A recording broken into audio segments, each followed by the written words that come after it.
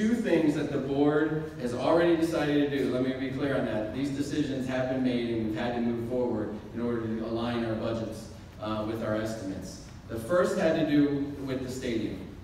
And so we are no longer moving the stadium to the center of the site. The stadium is staying put where it is, but instead it will be rebuilt in its current location.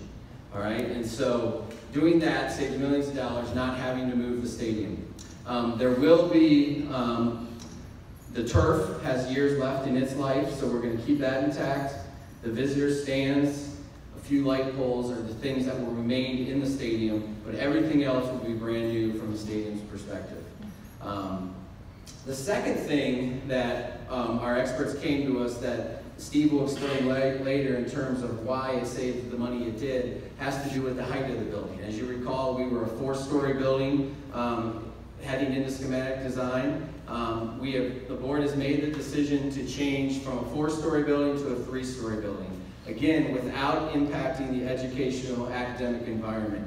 The things that were on the 4th floor are moving down into the 3rd, 2nd, and 1st floor and stretching the building just a little, and Steve will get into those details about why that saves money. But those were two major things that are different in decisions that have been made already as it relates to the high school that saved us millions of dollars. The other important thing to note is throughout this process, we've talked a lot about the front door being on Zollinger Road because it was important to our first responders to have emergency access off a major thoroughfare there.